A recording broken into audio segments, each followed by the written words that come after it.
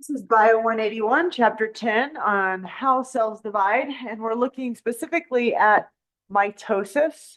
So mitosis is asexual division. That means we're making exact copies of the parent cell. We're not changing the genetics. It's a nuclear division technically, so it's referring to division of the nuclear contents, which refers to the chromosomes. And it's in eukaryotes, so those organisms that have a nucleus and other organelles. So in this case, we start with a diploid cell. So if you start with a diploid cell, which has two sets, 2N just means they have two sets of chromosomes. And the parent cell is going to produce two identical diploid daughter cells, right? So that's the typical case for animal, specifically for humans.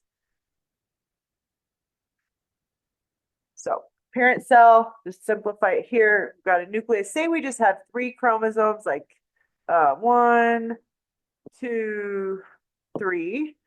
So 3 that came from the mom, and then 3 that came from the dad. Oh, I'm trying to do a different color here.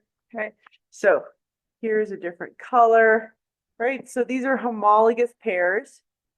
They have the same sequence of genes, but different exact types of each gene, which codes for a protein.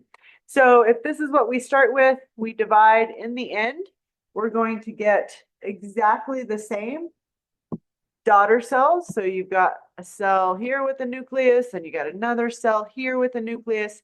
In each of those cells, again, we're going to have 1, 2, 3, 1, 2, 3. And 1, 2, 3, 1, 2. Oh, and this one should be smaller. Okay, and these are homologous pairs that I'm trying to draw here, showing that those are what are duplicated in the daughter cell. Come on with the green here. Green. There we go. Okay. So mitosis is by far the dominant type of cell division.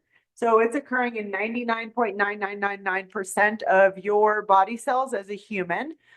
Somatic cells, that's just a word for body cell. So that's everything, all cells, okay, except sex cells, except in the case of humans, that would be egg or sperm cells, okay, egg or sperm, okay.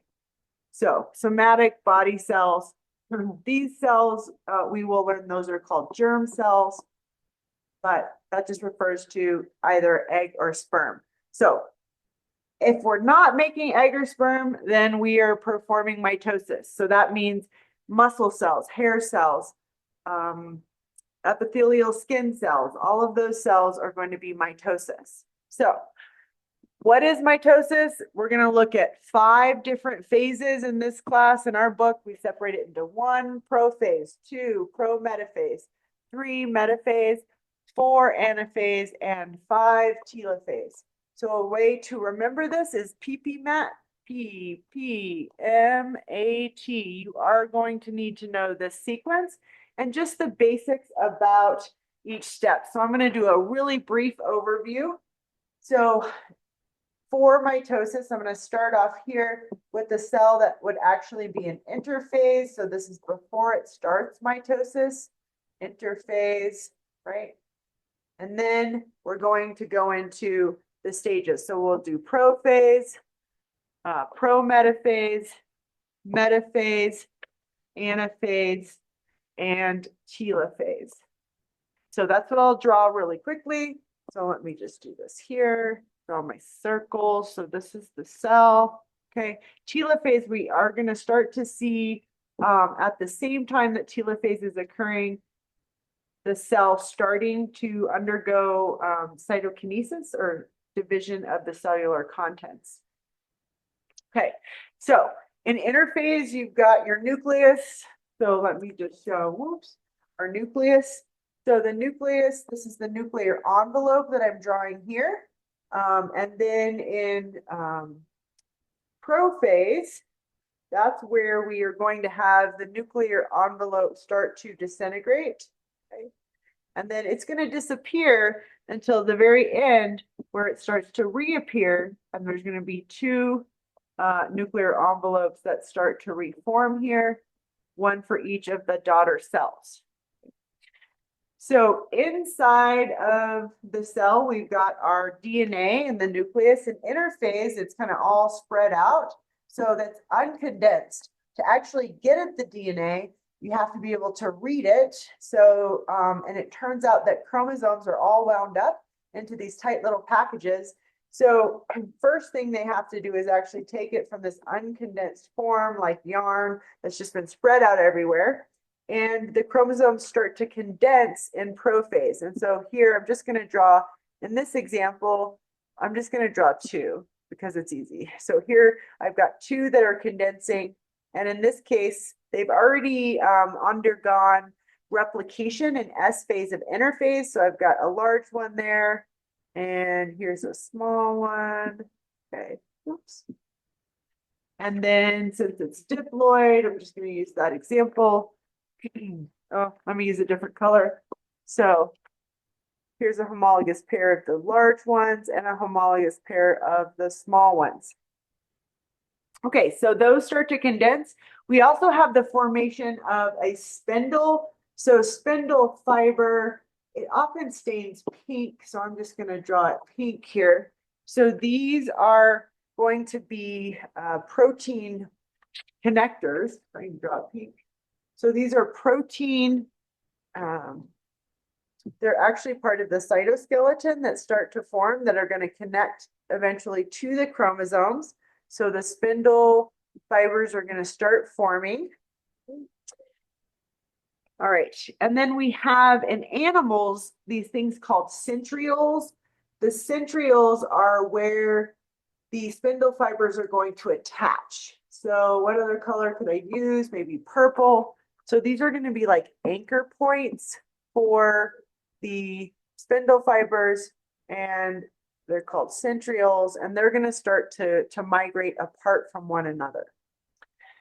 Okay, so that's what happens in prophase. Then in prometaphase, we have the microtubules pull the chromosomes apart. So, gosh, I wish I could do this a little faster. Let me draw. You could probably speed this up. So here we've got the large one and the small one. And here's my large chromosome and my small chromosome. And they're not actually here. They're not actually lined up yet. Let me draw just like this. I don't want to make it seem like they're lined up. So they are attached to the spindle fibers. Okay, so the microtubules are going to start moving them. They're going to attach. Okay. All right. Microtubules are moving them. And they're going to be anchored to those centrioles. Then in metaphase, that's where they line up in the center. So in this case, they're going to line up now in the center. There's a big one. Here's a small one. The order is going to be sort of random. Well, it's totally random. So small and large. Now they're going to be in the middle. Whoops, this should have been all attached here on both sides. So now there's going to be these protein kind of ropes that are called spindle fibers that are attached to each of these. They are organizing them, so they're going to be along this middle sort of metaphase equator that's often referred to. And then in anaphase, they're going to get pulled apart. So in anaphase, these sister chromatids are going to be pulled apart. So half this sister chromatid on the left and this sister chromatid on the right are going to move in opposite directions. So we have this one side that's going to move here and one side that's going to move to the right. Okay, and they're getting pulled by this rope, this pink rope that's called the spindle fiber.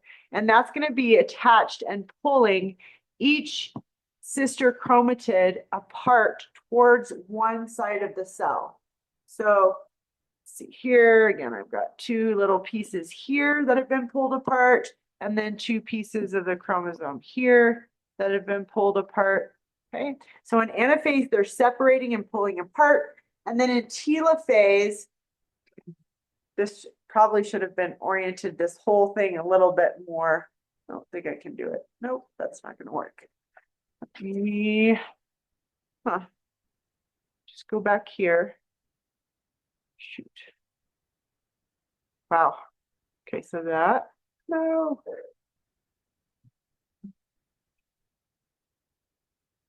Right, just ignore that part. Okay, so in the end, we're going to get into each cell two of the blue chromosomes and two of the red chromosomes. I don't know. There we go. Okay, so at the end, telophase, nuclear envelope is starting to reform. And then eventually, which is not part of mitosis, but you'll actually get cytokinesis. So that's going to be cytokinesis. That's the full division of the cellular contents. And so that kind of overlaps with telophase here. So it starts here and continues on. At the end, you're going to have two identical daughter cells, each of those with the nucleus identical to what it was to start with. And those chromosomes are then going to be uncoiled and starting to be read again. Okay. All right. So the cytokinesis, I just mentioned it. The only thing I want to say here is in animals, you have a cleavage furrow, which is that pinching in of the cytoplasm before it divides into two daughter cells. Whereas in the plant cell, you have the formation of a cell plate. So here's my cell wall that's outside of my cell membrane in a plant cell. And in a plant cell, it's actually going to form this deposition halfway through the cell, which is the cell plate. And then ultimately the two daughter cells in a plant cell are going to form like this. Again, cell wall outside of the plasma membrane. All right, that's it.